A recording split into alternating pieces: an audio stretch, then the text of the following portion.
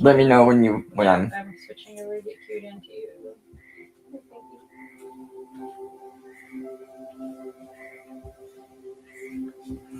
I want to drop your camera down just a touch so that you're a little bit more centered.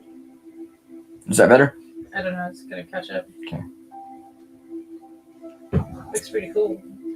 Yeah, there you go. Okay. Yeah, that's great. You look tired. I do? Yeah. It's been a long day. It's been a long fucking year. No, yeah, it's already. Hello, ladies and gentlemen, and welcome to LongWalker's Live. We've got a doozy today. I haven't seen any of this stuff.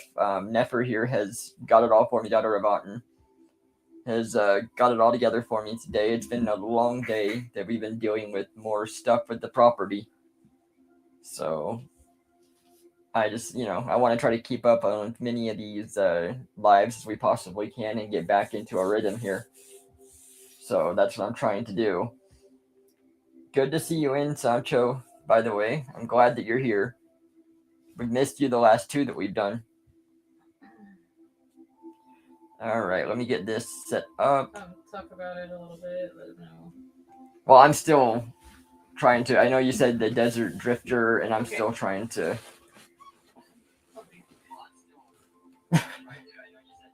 Okay, so this is about a popular YouTuber that was out in our area, like out in the deserts that we frequent and everything, and they call himself the Desert Drifter. I think he was about 36 or 37 years old. 6'7". 6'7". And he apparently last year, I think around I don't know, it was April, I think, so it's been almost a year. He got into a horrendous car crash coming back from Bears Ears National Park, where he did his last videos. And I don't know, like the guy that hit him was like intoxicated. I think they do find out, but like, he says he's out of it. He's out of it himself when they talk to him, and he says some really bizarre shit. And he himself was going through like a really weird spiritual time. He said that a couple of his cats had died, and he was on his way to a Indian burial ground memorial thing to kind of cleanse himself of these negative energies and stuff. And while he's out of it, he says some really weird things like, give me back my body. And yes, I'm human. That's the first thing he says. And what's kind of weird is you said that too, and I didn't catch it the first time, but you talked about he had cats that died and he's going to cleanse of those. Well, cats, as we know, we seem to see them as related to aliens too. Yes. Yeah, and we just before everything went bad here, we had a chunk of cats that were just dying for no particular reason at all, except for maybe being poisoned by like neighbors with their rodent traps and stuff. But very mysterious circumstances, because remember the main one was just sitting out there. Yeah. Just sitting there. And died. And then just like died. I brought it in. We tried to, get it going. He just needed some rest, and he got super dehydrated and he died. And then there was a host of them, other ones after that died. Other weird things started happening, and then like it was 2 months of pure hell.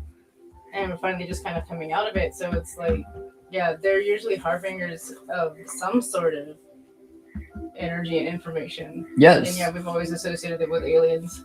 Exactly. And the guy that did crash into him, he was a retired Army veteran. And it's like, so you have to wonder, it's like, were they using him? Exactly. Because the minute that I heard about him doing stuff out in the desert, this YouTuber, I automatically thought of the other YouTuber that found that M-shaped cave and up and disappeared. Yeah. That's another weird one. And another alien one with YouTuber is the Storm Area 51 whole thing. Right. There's a few of them that did that. Yeah, but the main kid that started. Right, but nothing weird happened to him. No, but I mean. But it seems like anybody that spends any good amount of time just out in this desert out here. Oh yeah, I know. They end up missing, or they go crazy, And I have some theories on why. Like for one thing, it's like they're not connected to the land in any way. Mm-mm. And they don't leave offerings, for one thing. Nope. Like this guy in one of his main videos, you'll see like he goes and he starts a fire, and all he does is he starts ripping stuff off some trees and shit, and he lights a fire, but he doesn't like leave anything. And if you don't thank the gods for the offer for this stuff, then you're gonna be in trouble. Right, and then look what happened. Yeah. You know, what are the odds? Exactly. So, what are you doing? So go ahead and start with one of his videos. Yeah, we'll start with his stuff so we can see and get a feel for him, and then we'll go into the body cam footage. I love his footage, I really do. Yeah, weird stuff.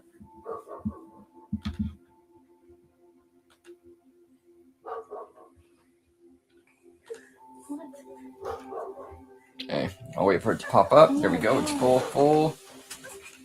Let me mute this. Nothing but shenanigans, my friends. I'm glad you were with me. I could feel your presence.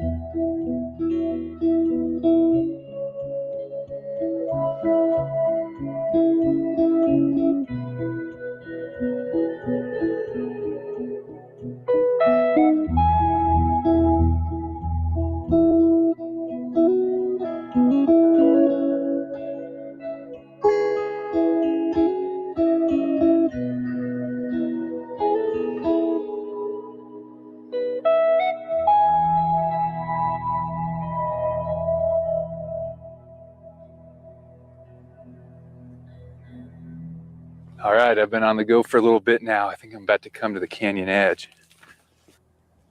Okay, here's the start of the canyon.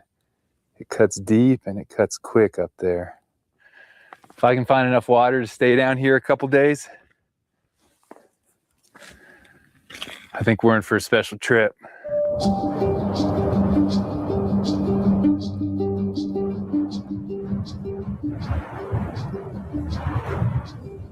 Oh man, look at that.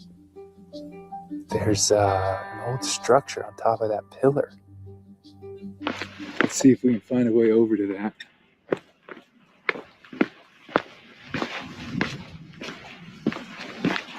Oh wow, look at that. That's why you want to be careful when you're walking on ledges out here. You never know if they're going to be overhung like that, and just you step out on it, you don't realize it's only like a foot or so of sandstone. You never know if it's going to give out or hold. Most likely hold, but you don't want to be that one person that finds out it doesn't hold. Looks like this jumble. Oh, you know, I could probably get down right there. Look at that. There's not much left, but that's crazy. I mean, it's a great spot for defense. All you need is maybe a 15-foot ladder from there to there. You pull that up at night, nobody's touching you. Look at that, little remnants of a wall or something. There's zero way I'm going to be able to get up that thing without a ladder. I'll have to get the drone on it.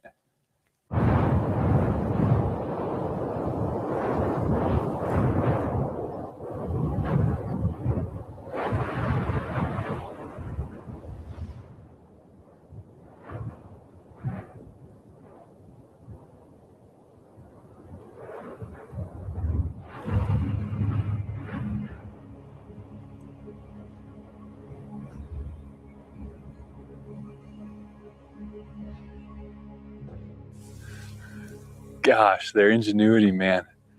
Don't you wish you could have seen that thing when it was freshly built?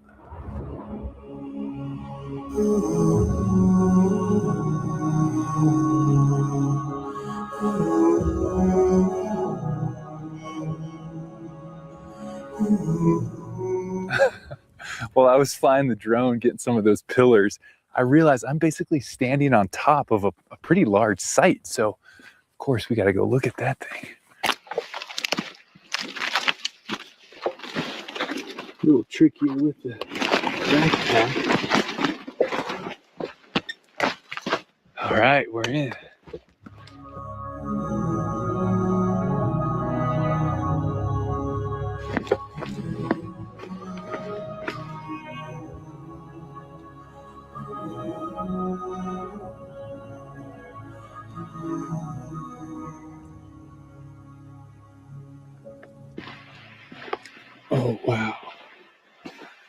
Look at these pictographs here.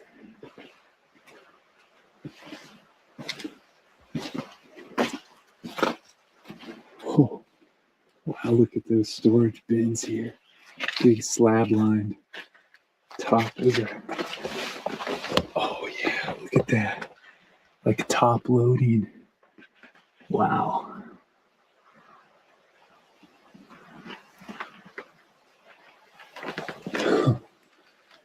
The level of preservation is insane. What's this? A flake of some kind. Yeah. See some corn cobs in there. Wow. Look at that.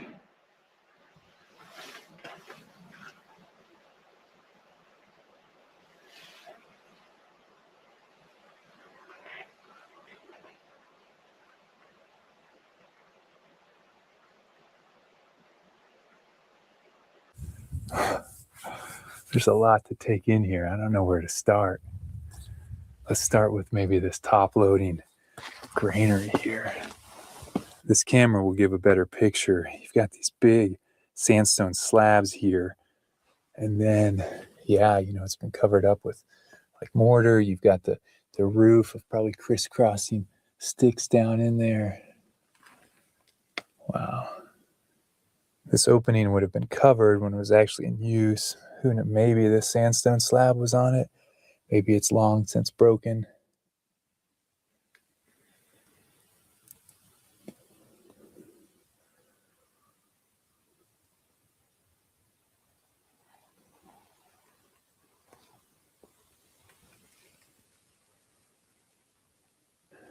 It's just like granary after granary. This one, you can really see the roof construction, which is pretty cool.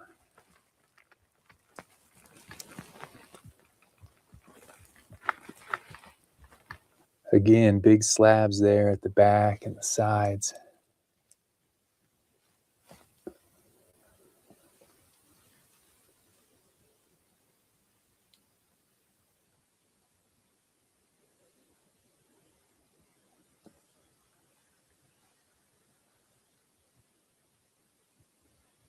I mean, these things are big. They could have really accommodated a lot of survival essentials, corn, beans, seeds, oils of water, who knows?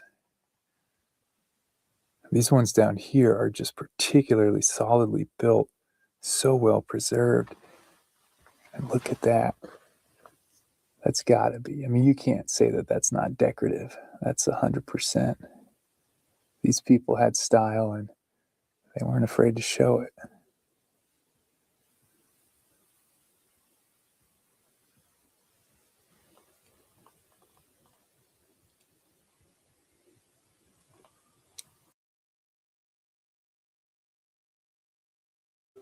I never knew it. This is really awesome to see this person. I mean, obviously, before they got killed, their last adventure was pretty astounding. You said this was in Utah, right? It's in Utah, Bears Ears, yes. And it's pretty amazing the cliff dwellings that he I found. had no idea. I'm like all about those things, and I only knew about the ones in Mesa Verde and a little lower. Yeah. I had no idea that Bears Ears even had that. And this is, I mean, absolutely amazing. But then it extends further to he was killed by a veteran. This guy that killed him was a veteran. And he starts saying all this mumbo jumbo after, so it really makes me wonder about conspiracies for killing other people that get too close to something. Yeah. Could have even been a military site that he got too close to and didn't know. Yeah, because one of his previous videos before this, he was finding stuff on Google Earth, and one of them was like finding the voids in the desert, and another one was in what's the giant crack in the earth? What do they call it? Grand Canyon. Yeah. And it was like he found a weird like ruins thing at Grand Canyon, and he was going to go investigate that. And I know that Grand Canyon has a lot of conspiracies around it because they found like artifacts from different cultures. Yes, different cultures. That's what I was gonna say. They found a lot of stuff there that it's like shouldn't have been there. Right, like there was Egyptian, there was Chinese, there was. Yeah, like, you're talking like almost a million miles away. Yeah, like just like 7,000, 8,000, 9,000 miles away, Yes. and like all these different cultures. all together in one cliff dwelling thing. Like, and so as soon as I saw that one kind of like tipped me off that like, okay, maybe he was digging around and finding too much stuff. Not only that, it's like there could be like spiritual poisoning. But when I see that it was a like you said, a veteran guy, and you'll see it's like a plain white van. Yeah. Does it? You know, and the shit that the guy says, it's just like he just sounds like he's been programmed. Like he's like taken over. It's like I know that they planted sleeper cells within our own military even. I mean, it's happened before, it's bound to happen again. Yeah. So what's to say that this guy didn't get too close to something and the military said we gotta take him out and activated a sleeper cell? He's videotaping. Yeah. He's not just like out there, if he was just out there, they would have just taken care of it himself and it would have been like an accident. Yeah. You know, because accidents happen out here all the time. But see, they were hoping, they tried to get him when he had all the footage with him. Yes. And they were saying, I think in the other thing, they said that some of his stuff was missing. And like, he always had that with him. And I was like, where is it? I don't think they found it.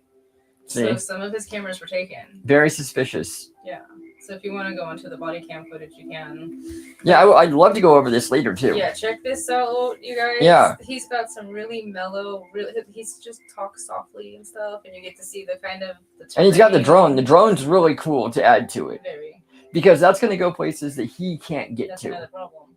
Yeah. So that gets you to see a lot more. So yeah, I would love to go over this sometime. If you guys would like me to comment, let me know. I mean, I would love to go over something like this again. Super mellow. It's really cool footage. I love the desert. It's just got a way of reshaping your priorities. And this is part 1. And I think they're both about 40 minutes apiece. Holy don't want to look. I don't want to look. Car is mangled.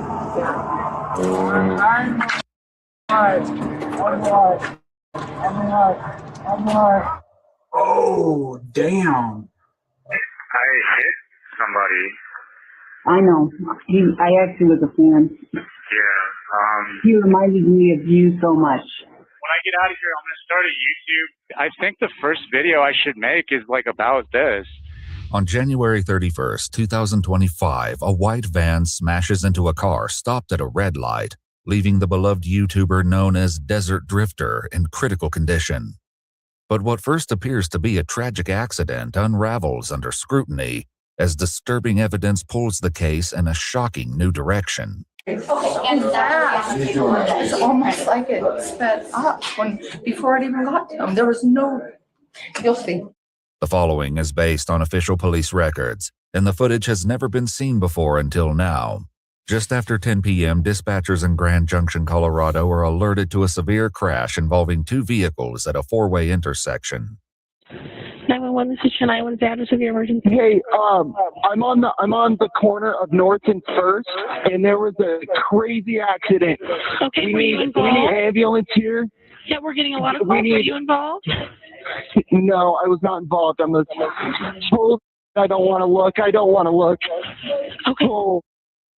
Nearly a dozen calls flood in, including one from 2 witnesses who saw the incident unfold. The guy was driving sporadically. We could see he ran a red light before. He was hauling butt down the road. And Oh my God, baby, we got Okay, gotcha. we got to stop. And you said it was a van or whatever kind of vehicle?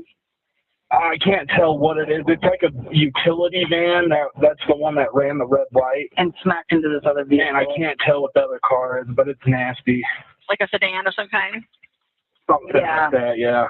Officers arrive to find the white van with smoke pouring from its damaged engine. A second vehicle lies overturned against a building, its frame crushed so badly it's nearly unrecognizable. Yes.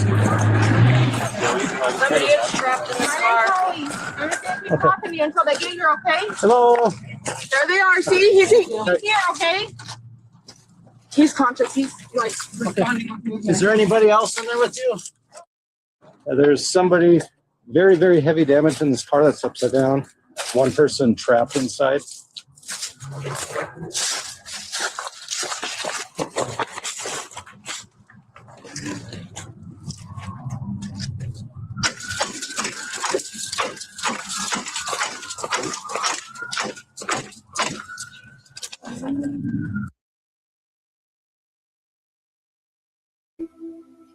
Checking that out. That's over 100 miles an hour. It has to be. it has to be so much faster, like to 140. And I know that even little increments after you get past 100, going up little increments means the difference between so much damage and so much more. They said 80. It wasn't. I mean, because like Subarus are tested for that shit. Yeah, Subarus can withstand quite a bit still. Yeah. And that thing, I mean, they hit to the point where he flipped. Yeah. Meaning it rammed him and he wasn't and moving. he went. You know, he was just sitting still. Yeah. I mean, he wasn't even moving in the opposite direction or anything. It was like. So I mean, it was over 100. Like just to hit something stationary and like launch it like that. Yes. I mean, they show it. And I'm sure, yeah. Sancho said, "You guys are awesome. Don't ever stop, Long Walker family. You get better each time. You're made for it." Yeah. Thank you. We're still here. We got stuff going on, but you know, we'll get through it.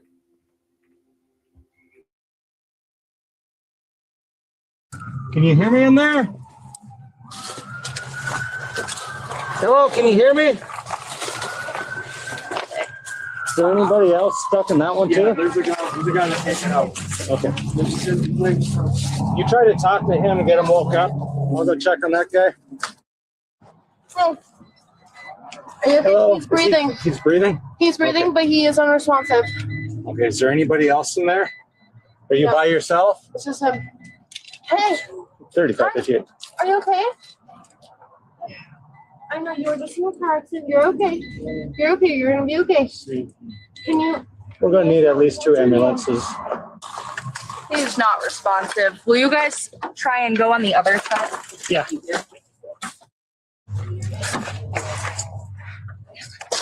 Not going to be able to get that open. He's breathing. He is breathing? He's breathing. He's unconscious. He's buckled. We're gonna have fire. They're gonna have tools in that. He's on the passenger side. Is he awake? Breathing. He's breathing. He's not conscious. He's buckled in there. Copy.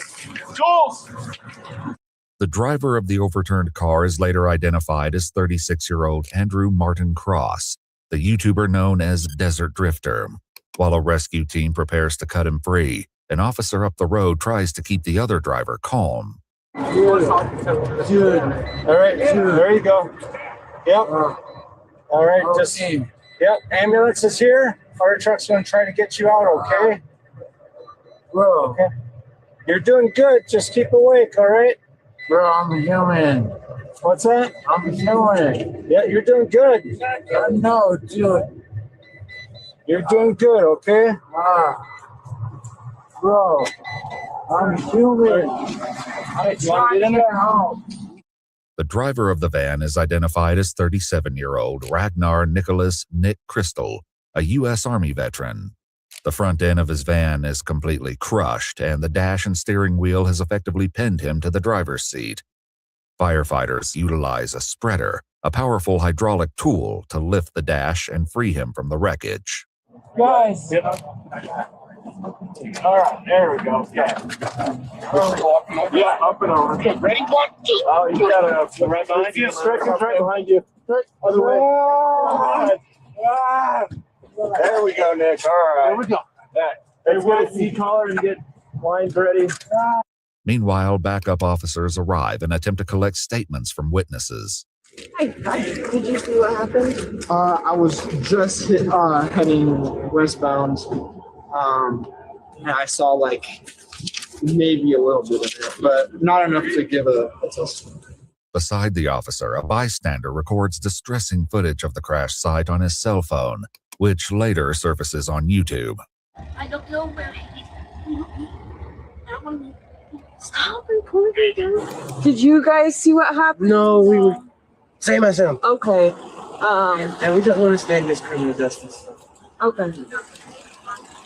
Ma'am, did you see what happened? I didn't. I was sitting at the stinker. I saw the explosion, but I didn't actually see exactly what happened. Okay. I'm an Uber driver. I was waiting for a call, and so I rushed over and called 911 and tried to do a little assessment for an operator. I really couldn't tell you what happened. I mean, it's, yeah, a car is mangled. Yeah. Once Nick and Andrew are both freed, they're transported by ambulance to St. Mary's Hospital in critical condition. For first responders who remain at the scene, it's difficult to imagine how both drivers survived such a violent wreck. This, he was wearing a seatbelt. Yeah. I think he smacked his head right on that windshield. You got that stuff? Oh, I'm sure he smacked into a lot of stuff.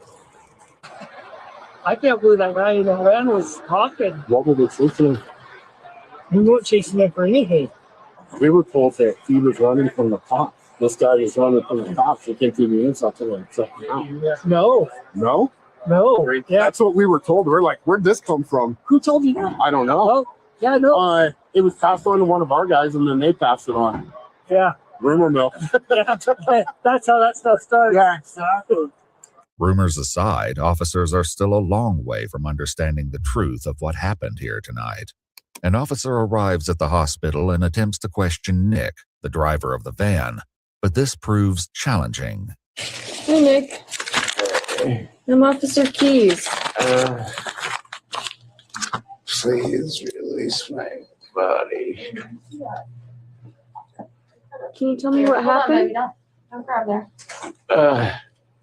Why is it my fault? I didn't say anything. I just asked you what happened. These crazy people want control. Okay. Can you tell me what your name is?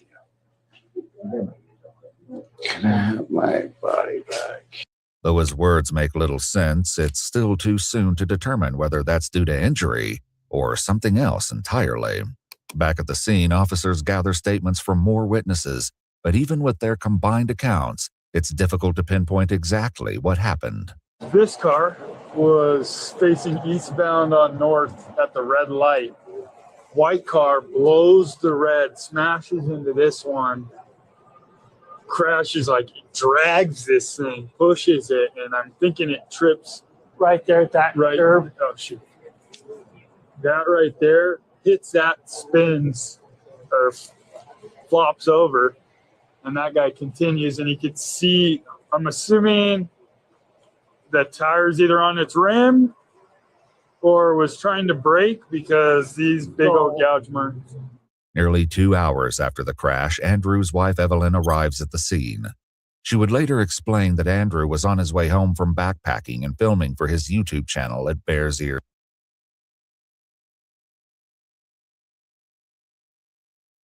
Yeah, okay, we were just catching a couple of things here. For one, what he talks about with "can I have my body back" and stuff like that, it really does sound like a sleeper cell agent from like the government. Crazy people want control. Why is it my fault? Yeah. Really weird stuff. And then also, if you were to look when it was showing the vehicle and the van, there is like a place that rents vehicles that had the same vans, three of them. Van. Yeah, like not even like close. I mean, exact same. Yes, van. exact, because it was a high roof. With exact same vans. Yes. Yeah. Really crazy stuff. What are like the odds that they would crash right there by that? I mean, it looks like a rental place. He was driving a rental van. Yeah. Like what are the odds? Sandra said, "Okay, guys, I'm fully here. So what's really the topic here?"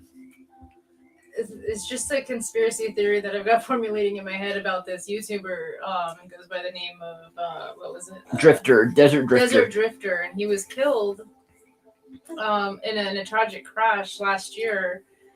But it's like the way that he went and the weird things surrounding it. They said 80 miles an hour from what I can understand, but this had to have been over 100 miles an hour. Looking at the crash, because he had a Subaru that just was shredded. Somebody said he was running from something, so like the cops or something, but they're like, "Oh no, that wasn't happening." That was a firefighter talking to the cops, and the firefighter said that their people had heard. Right. Yeah, he was running from the cops, and then the cops like, no, that wasn't what was going on. Obviously, no cops came after that. There was nobody else on scene. Yeah. It was an old Army veteran. Both of them had been out in the desert doing weird things. Like, this guy used to find ruins, and the Army veteran guy, he was having problems. He was going out to the desert to go to an Indian site to. Yeah, we haven't heard that yet, but we will, I'm sure. He just said some really bizarre stuff. And yeah. It just weirds me out. It was like I got such bad chills today listening to this. It was the weirdest thing I've ever heard. I know. Don't mess with that stuff, man. And it's just my water. Sancho said NGO. I like watching these police cams. There's something else. Yeah, It's crazy because it gives you that inside view. it does. And to know what the cops were really thinking too. You know, Some the of them whole are hard to stomach. And yeah. Some of them are just mysterious, like this one. Yeah. You know. This one's something else. So I mean, I'm really interested to see what they go into about it. So That guy, like, and when he talks later, it's like a different person entirely. I mean, I know that he just went through some shit and he was also drunkish. Yeah. But like, I don't know. It just sounds like it's just like, he has got no memory. Like I said, I think it's a sleeper cell agent. Yeah, he has no memory leading up to it. This guy we were talking about, this desert drifter, he had some stuff that they said was never found too. Some cameras and stuff within his vehicles that were never found. Right. So I'm assuming that he stumbled upon something that the government did not want him to see. Right. And so what did they do? He's 5 minutes from his house in this crash. 5 minutes. In what looks like a rented ass van from that right place right there. Yeah. You know? Like, so I think that they just said, boom, trigger him, let's go. Because the guy was military. So you know that they're planting stuff in the military people. yeah, because he was struggling with mental health too. Yeah. And he went to the VA for some stuff. And it's like, that gives them the opportunity to do more stuff to people. Yeah, you know? exactly. Like, It does. Fucking, you know, I'm under this shit, man. Like, it's scary. It's very scary, you know, and we know how our local government is here. Yes. So you It's crap. taking it up a few notches. You Yeah. know what the hell they'll do to cover their own ass. Exactly. You know? Oh my god.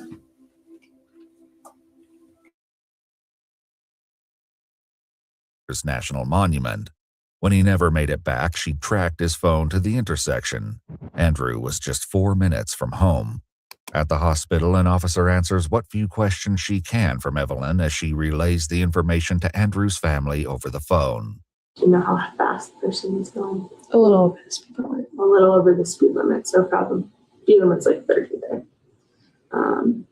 Yeah. Is there any other information you can share with me? No. That's all the officers can share. It was not his fault. It was not his fault. Is all that they can confirm. Which just pisses me off.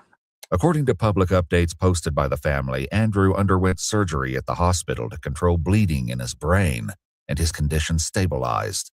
Traffic cameras captured the moment his Subaru Outback came to a complete stop at the red light. 7 seconds later, the white cargo van plowed into the back of his vehicle, sending it barreling through the intersection. Andrew's father later made a guess at how fast the van was really traveling through the 35-mile-per-hour zone. Am I out of the ballpark if I suspect that he was hit from the rear at something approaching 80 miles an hour? Yes, you'd be right on. However, these angles failed to capture the van in the crucial seconds before impact. Later, surveillance videos from nearby businesses, combined with recovered crash data, would paint a far clearer picture. We can just hope right now and hope the miracle happens and Andrew survives this. By February 6th, 1 week after the crash, Andrew's family shares an update. Though he has no spinal damage, a CT scan shows increased bleeding and several small strokes on the left side of his brain. He's kept under sedation to give his brain time to rest. Meanwhile, Nick is recovered enough to answer questions from investigators. Do you have a broken pelvis or something somebody was saying or something?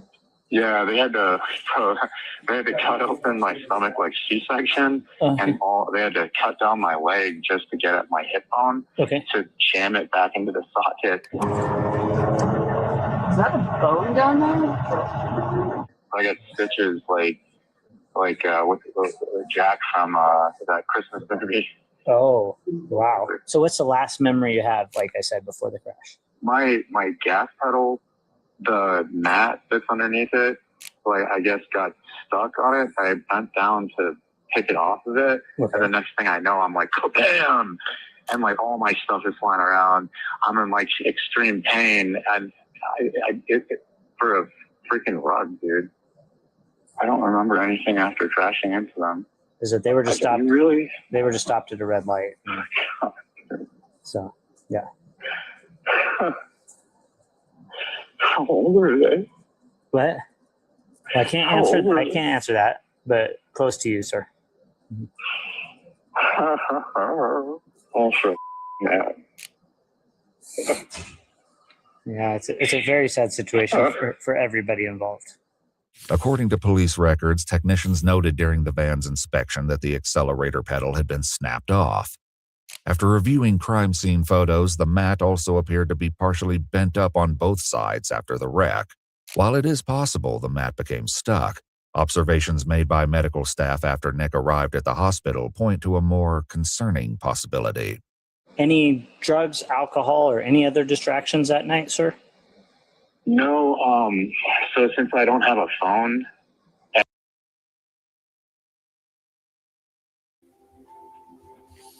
Okay, so they said that he said that the mat rolled up underneath the pedal, and then I'm like, yeah, I've had that happen to me. But then I remembered, well, that wouldn't have anything to do with the accelerator. That would just stop you from being able to brake.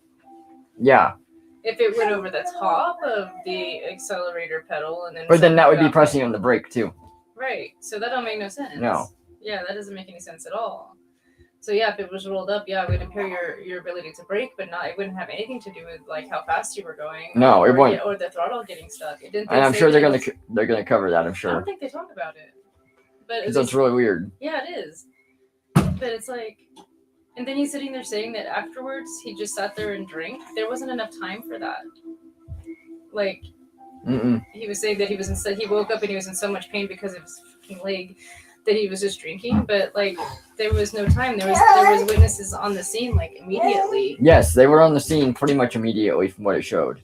And so that does not make sense. But didn't they just say that the accelerator pedal was snapped off? Yeah, but I'm wondering if that was from the machine that the. Yeah, that's true. That's true. That's what I don't know. Yeah. That's what I need to know, because the machine, they're gonna throw it in there and they're not gonna pay attention to where they are. Right. They just know they need to get it off of him. Right. So it just throw it in. That's a possibility. Yeah. And But yeah, like I got to thinking, I'm like, I've had the rug issue happen before, but it only affects your ability to brake. yeah. Doesn't make sense. If it was underneath the gas pedal, it would stop you from like going faster. Exactly. It doesn't make sense on Doesn't make any that. sense. Why be going 80 miles an hour or more? No. You know, and when you watch it, it looks like he was used as a battering ram. Yeah. You know, like he was running in the streets, and it's just like he doesn't even like attempt to No. slow down at all. So I mean, drinking was probably involved beforehand. It was. It was. So I mean, that's what it looks like to me. He just doesn't want to admit it. Right. He says that he can't really remember, but I guess if you were drinking, You wouldn't remember. But I think that there's more to that too. I'm interested Yeah. in this saying that they thought that cops were chasing him too. Yeah. That's weird to me. Why were they told that? Right. I mean, that's kind of weird for. Coming from two agencies. Yeah. It's like we thought it was you guys. No, it wasn't us. It's like, well, where did that come from? Yeah. Nobody was there. You know, like I don't know. It just hit me weird. And he keeps saying they. Yeah. Where how old were they? Right. It was one. Right. Well, I guess that could be a gender neutral way of saying it. Well, and also because they said they couldn't really say much to right. him So at you the don't know if time. there was more than one person. Yeah. Or what. He didn't know it was. yet. Right. One. All right, let's get back to it. And my leg was visibly out of my skin. I didn't know how to cope and wait, so I drank like a bunch of shots just sitting in my vehicle just to try to mitigate with something I'm still struggling with right now. Okay, so are you talking after the crash? After, yeah. Oh, after the crash, you started drinking a bunch of shots. Yes. Oh, okay. Okay. All right. But nothing before. No, the pain was so freaking intense that it's like, and I knew I didn't have a way to call you guys because I don't have a phone. Right. And so I was trying to do everything I can to be like, help me, right. Come on, somebody call the cops, please help me, and drink because how much pain I was in. Okay. During the van's inspection, a white trash bag was found containing numerous small bottles of alcoholic beverage containers that were either empty or nearly empty. The bag itself contained a dark brown liquid substance that smelled, quote, foul, such as vomit. Investigators would return to this subject later after obtaining his hospital records. For now, investigators continue gathering evidence while monitoring Andrew's condition. On February 18th, his father shares that he's been taken off sedation and is breathing with minimal ventilator support. That's where we are. We'll keep you posted. No, please keep me 100% posted. Yeah. I can't, like I said, I don't have a lot of words for your family right now. But I've been looking at my own son, honestly, a lot different. He's 16, going to be 17 soon, and every time he leaves the house now or anything driving, like, your family is, on my mind. And I'm sorry. So. Yeah, no, I appreciate it. Andrew is still in the ICU on February 21st when Nick is finally discharged from a VA hospital. He's promptly intercepted by police officers and arrested on a vehicular assault warrant. Before heading to jail, he's brought in for an interview. How you doing, man? With all things considered, I think they're trying to keep me in a hospital to treat me as like a psychosis or like making something into something that's not. Oh, really? So I just wanted to come to you guys in case I needed it. Okay. Yeah, just take this forever. Sure, I get that. And so as far as your injuries, it sounds like you can kind of walk now and stuff like that? I can't put weight on it, but I've gotten pretty good at hopping. Okay. So I'm just trying to get better. I'm glad you're doing okay and that you're going to heal up, brother. No, I appreciate it. The thing that bugged me the most was that guy's not quadriplegic and he's alive. Sure. Nick shares with the investigators that before crashing the van, he'd been living in it and was traveling toward the West Coast. As of recently, I lost both my cats and I was just trying to go to the Native American ruins just to like keep my mind distracted. But that's been something that I really need is like a career or a job you go into, like a purpose in life. Interestingly, many of the videos on the Desert Drifter YouTube channel feature Andrew visiting ancient ruins and prehistoric sites. According to a video posted by his wife Evelyn, exploring these landscapes left Andrew with a, quote, sense of peace and purpose. I came back to a country that said 9/11 was a scam and, it's like we were murderers and all kind of stuff. So it was really hard to get help and meet anybody knowing that I was a veteran, especially in like super liberal states. Okay. They had a lot more animosity. So I was just trying to drive around until I found a state that accepted a veteran just trying to get back on his feet. Claiming he has little memory of the crash, Nick listens as the officer walks him through what they saw on the traffic cameras. When it hit, right, you guys went across the intersection, you shoved the other vehicle, goes... Yeah, no, I'm sorry. No, you're fine. No, take your time. No, it's fine. And so it shoves into that light pole on the southeast corner there. And then from there, your van continues eastbound along the sidewalk, comes to rest in an upright position, and the other vehicle overturned, unfortunately, from there, okay? He then to a familiar story, one that quickly falls apart under scrutiny. It was like being in a dream. Nothing seemed real. Like I was in complete shock. All I could feel was pain radiating all through my body. Okay.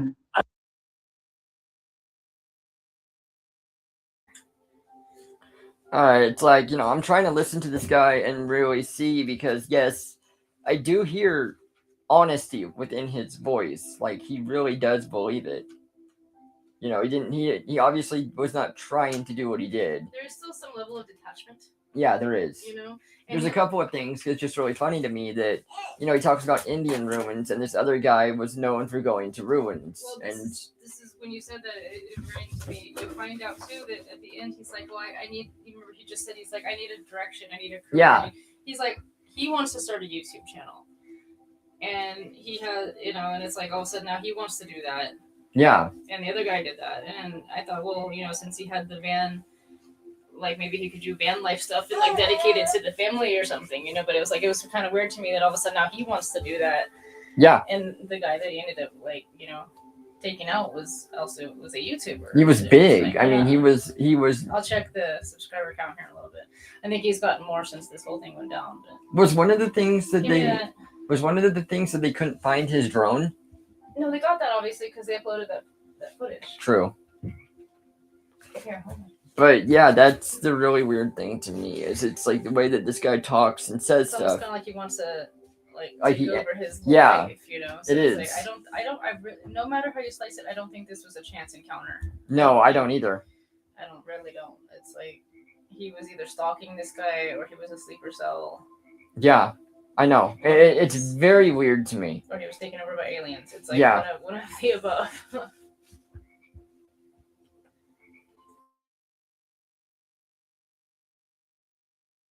I didn't know what to do. I keep emergency shots in my I have like emergency kit with like Band-Aid and stuff. Okay. And so I keep shooters in there, and I just remember drinking them and throwing them out the window. As imaginative as his explanation might be, it's in direct conflict with witness statements and what's clearly observed in body cam footage. Breathing. He's breathing? He's breathing, but he is unresponsive. Did you ever see him eat or drink anything while they were in front of you? No, for the majority of the time he was unconscious. Okay. I don't know how to explain it. Right. It was like, I wasn't me. This isn't real. This isn't happening. And I think it was like a dream. And so doing the shooters was like me trying to connect back to reality almost. I don't know how to explain that. Hospital records would later reveal that Nick had a blood ethanol level of 0.201 when his blood was drawn at the hospital at 1:45 a.m., nearly 4 hours after the crash. Detectable amounts of fentanyl and THC were also found in his bloodstream. Investigators also shared something with Andrew's father that has disturbing implications. We have a ready report. Do you know what that is? No. Report every drunk driver immediately. Oh. We have that from hours prior to the crash, out near the Palisade area. Okay. With that van. But that was quite a few hours prior, but had already reported that they were possibly, under the influence at that point. Have you ever gotten a DUI before or anything like that? 11 years ago. Oh, 11 years old. Quite a while ago. According to police records, Nick was arrested in February of 2014 and charged with DWI, aggravated DWI, and reckless endangerment. He was sentenced to 3 years of probation. However, the potential consequences this time could be far more severe given Andrew's condition. The guy hit's not a quadriplegic. He's not dead. I have no idea what his status is going to end up being. I mean, he's still at the hospital, right? He's still not doing very well at all, but I don't know what his end result will be. He's not alert. He's not awake. And so I spoke to his father. I've spoken to his wife a few times. And so we're just trying to put it all back together, what actually happened that night. The only thing, like I said, that I know for sure, based off of the video, is that he was just stopped at a red light when you hit the back of his vehicle. Maybe this thing has changed the course of what your purpose I don't looks think like. I would have ever forgiven myself. Like, I think this probably is what needed to happen. Even if this incident changes the course of Nick's life for the better, Andrew's father would likely disagree that it was worth the cost of what happened to his son. How are you doing? I can't imagine. It's not. It's messed up. Like you shouldn't have happened. No, it should never have happened.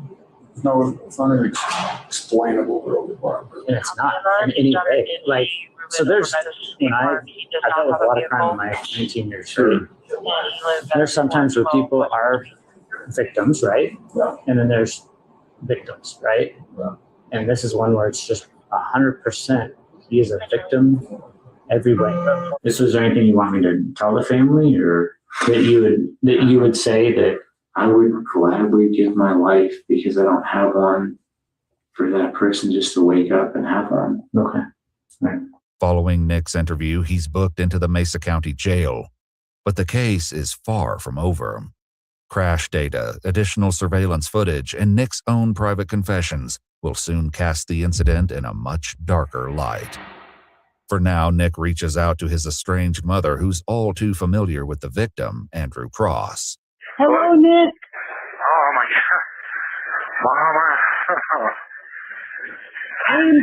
God. I'm so glad you're alive. I hit somebody. I know. I actually was a fan. Yeah. He reminded me of you so much. Eric and I used to watch his videos. In fact, we were going to go and take trips to some of the places he'd been just to get out and do something. Andrew's YouTube channel, described as exploration and adventure with a historical twist, mainly focuses on solo hiking treks in both well-known and remote areas, often highlighting historical sites and artifacts. While collecting Andrew's belongings from the totaled car, his father shared further details about his son. He was a history major undergrad at Virginia Tech. He started this channel on a whim because he had an interest in the as you know, these are referred to them, the ancient peoples that populated the lands to our west and south here. So he started putting his videos up, and he's in less than a year he had over 400,000 subscribers. To date, his YouTube videos have amassed over 97 million views. I've been doing this stuff for years and never would have imagined that other people would be interested in coming along. 3 weeks after the crash, updates show that Andrew has begun to respond to pain, which his wife Evelyn writes is a positive step in the right direction. Meanwhile, Nick continues speaking to his mom from jail, describing his van life adventures. I was going long-term camping. Mom, I saw the most beautiful things in nature that really... So, like, Jesus, Jesus in the Bible, he's like the embodiment of like feminine and masculine. I think that's why he has like a big heart. And in the military, they only teach you how to be masculine. You know, how like feelings are poison, and like, talking about your feelings is something gay or whatever. But like, when I was camping, I saw the entire Milky Way. And I was crying for the first time in my life. On February 22nd, Andrew's sister shares that he's developed pneumonia, but continues breathing on his own with little support. They also begin reading him comments left by his fans, who pray relentlessly for his recovery. In a video call recorded from jail between Nick and his sister, they discuss what Andrew's condition means for his case. Yeah, so I guess Andrew's going to make it out of this, which is good. Yeah. Which is like kind of a godson, dude, if I'm really being honest with it. Given the type of family he comes from, I don't think they're going to try to, like, really mess you up, man. You know? Well, I think if Andrew makes it out of this... Dude, I'm like, I'm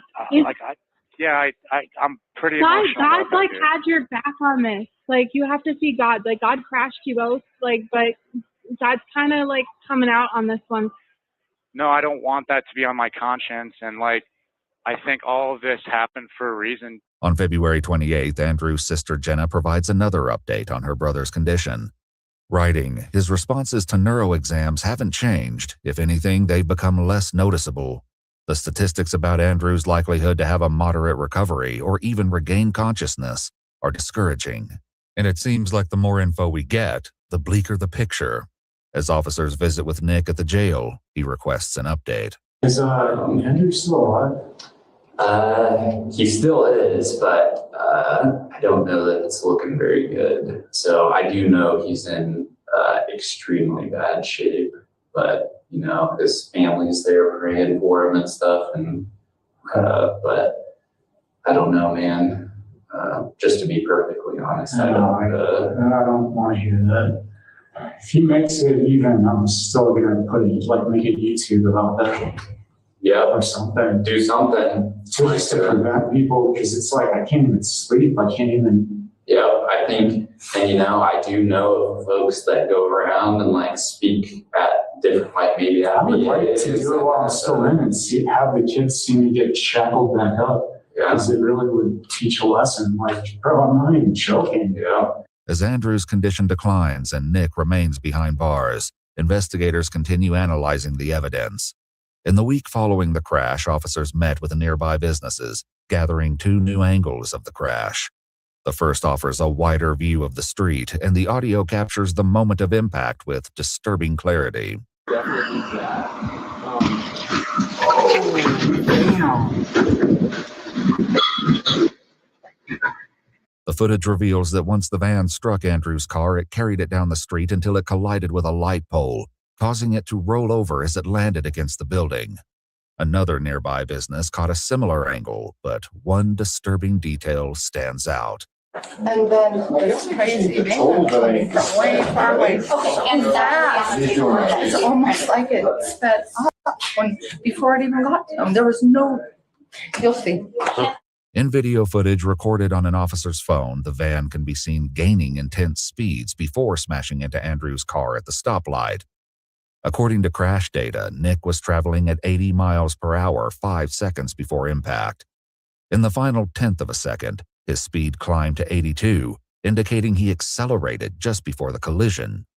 After learning the exact speeds at which his son was struck, Andrew's father shared a calculation with the investigating officer. The weight of that van I estimated to be 10,000, his to be 4,000. Speed of travel, 82 miles an hour, his car being stationary.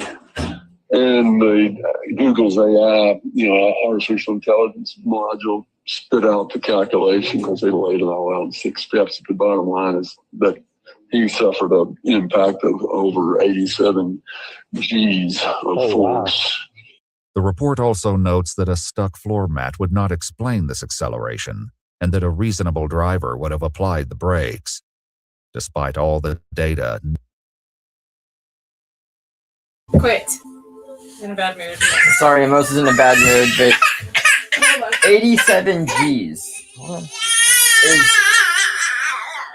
It's all right, Amos. Just go back, just pause it. Yeah, we'll watch it and then I'll talk at the end. nothing could explain what compelled Nick to speed up before striking Andrew's car. I've been through some tough stuff, dude, and I didn't have a means to react because I have insecurity issues and PTSD, this kind of. And so, like, I don't know if my subconscious took over that night as, like, Dr. Jekyll and Mr. Hyde, but, like, I don't remember anything, Gemini. dude. Yeah, I'm tired of even hearing that because of who was targeting me for so. No, it's fine. It's hilarious. While it's unclear exactly who Nick believes was targeting him, he spoke further on the topic with his mother. There's some YouTuber like bragging to the internet saying she was hacking my phone. You know, it's like it was a pretty traumatic 7 years ever since meeting Ross. And instead of doing hard drugs and becoming a criminal, I did everything I could to keep my sanity. And what happened with Andrew was a complete mistake. I never intended that to happen. You know? Dude, I was on the phone with the government, and I was like accurately pointing out their emotions on a phone as they felt them, even reading their minds. And I became such a controversy that there's thousands of people on the internet that were calling me the beast from the Bible, dude. And while discussing the crash with his mother, a crucial detail in Nick's story suddenly changes. I had edibles for, like PTSD or whatever to go to sleep at night, and I hadn't drank in a year. It wasn't me drinking on my own because I'm sad. There was somebody that came up to my van that offered me, they had a big bottle of Jägermeister, and that's the last thing I remember. And then I remember waking up in the hospital, just lost and alone, Mom. Okay. And Well, so I'm sorry. when somebody offered me a drink, I took it because it was another human being who, I'm alone, I'm by myself, offered a good thing to me, or so I thought, and I kind of forgot my problems with alcohol, Yep, I do. But now I get it. In a cruel twist of irony, Andrew's father shared that his son once worked with a group that provides support for struggling adults, including those who are suffering from PTSD. They're in Utah nearby, then they're an outdoor, register, whatever you have to be, accredited outdoor therapy program for people with primarily drug addictions they're trying to kick, but also some alcohol. I have a lot of people in my life that love me, but I didn't love myself, and I couldn't forgive myself for everything that I didn't want to talk about, and it kind of ended up like this. Okay. And you guys are right. You're right about everything. I didn't know how to open up to you guys. I didn't know how to talk to you. and it was better to drown my problems in probably every bottle I ever drank alone by myself with no friends. But I think this kind of needed to happen because the last time we ever talked was when I got my first DWI. Yeah. And I think it's ironic. The only thing that I want is for that guy that I've hit to make it through. As he continues sharing with his sister, Nick reveals the plans for his own future. There were so many thousands of people demanding that I got a gift, and they couldn't figure out where it came from, whether it was a brain injury or like somebody's looking over me. And I think all of this needed to happen. And like, I have an idea of what I want to do when I get out. Like maybe to make a YouTube, but I wanted to make tents and sell them because I kind of got into sewing. But like, just to travel with that message too, you know, like just have like, you know, free coffee and be like, hey, if you don't buy anything, I've been lonely for a long time and I admit it, you know, and it would be good to just have coffee with somebody. But if you want to buy my stuff, that's cool too. You're a multifaceted person. I can't see you saying one Nick. Like Gemini. Well, then help me make it and then be a part of the channel. You know what I'm saying? Like, why not? Yeah. That'd be really cool. And I think the first video I should make is like about this. But while Nick dreams of a future in the spotlight, Andrew continues to decline. On March 2nd, 1 month following the crash, Andrew's sister announces the family's difficult decision to remove him from life support, following multiple strokes affecting important parts of his brain.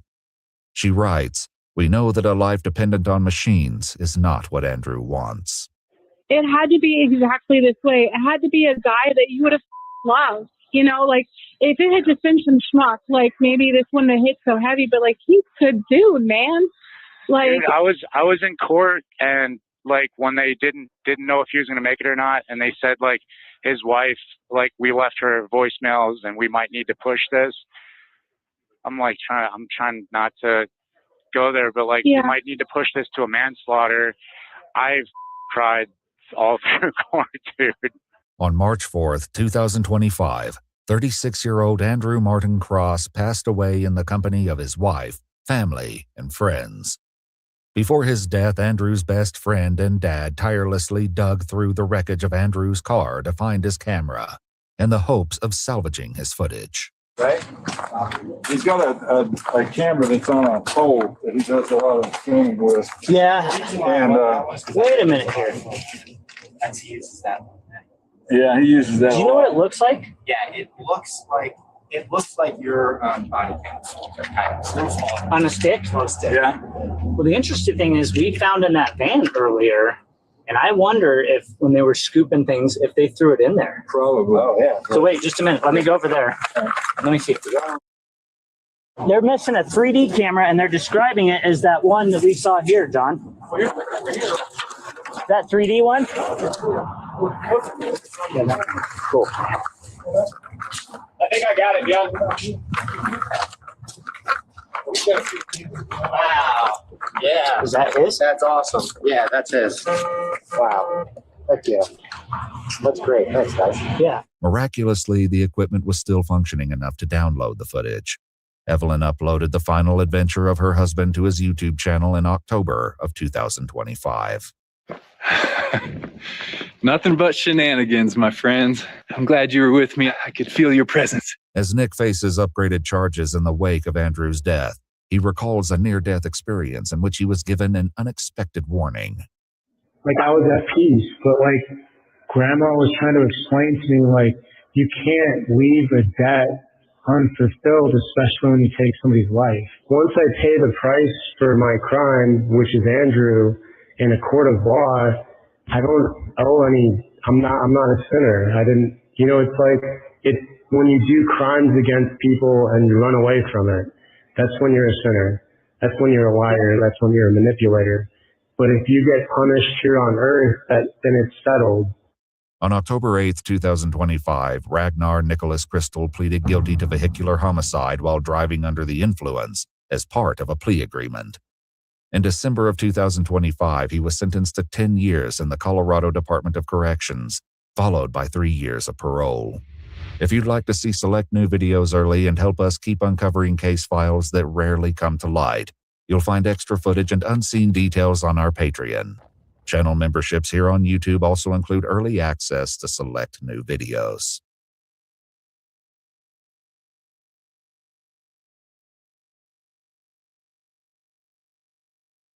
But it's crazy because I've never seen.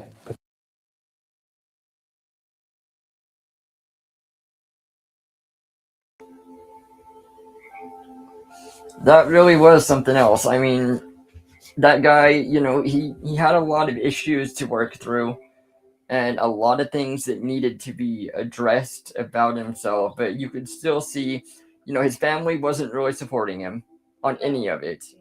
There's stuff that he still wanted to do and be like, well, you know, maybe I can make something out of this, help this, help that. And they're like, well, I'm afraid that, you know, she didn't get to finish it, but I know what she's going to say. It's, I'm afraid you're going to start this thing and then, you know, flake off and want to do something else because she's multifaceted and can't be tied down to one thing. It's like, so instead of kind of like holding him to task on that, you know, they just don't want to get involved at all. Yeah, they don't. You know, and they think, well, you're in trouble anyway. You're not gonna. And it's like, I think that would be great if he would start like a van life. I mean, he doesn't have a van anymore, but like you could do like a camping channel and then dedicate it and send some of the proceeds to, you know, the other guy's family and shit. Exactly. You know, to help. And it really sucks because the other guy's never gonna have kids now because they didn't have any. Right. So there's never somebody to carry on this guy's name. Yeah, just the last video, and I would love to go over the last video. Like I said, if you guys want me to, this last video, let me know, and we'll do it here in the next, like, probably week or two. Yeah. We'll go over what this guy had and what this guy found, and... Yeah, I'd be really interested to see what exactly he found out there. Yes. I mean, we already saw that he found some quick dwellings and stuff, so... And that was in the first, like, what, 10 minutes? Yeah, it was. I mean, crazy. The guy's stuff, I mean, he had the drone, he had the body cam, I mean, a lot of stuff, and it gets a lot of footage.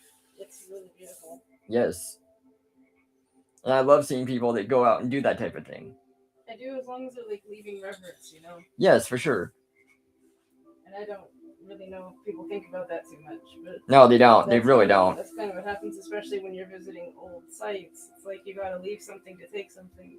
Exactly. And he was taking the footage and stuff, but it's like, what did you leave, you know? Yeah, that could be why this happened. Yeah, it could be.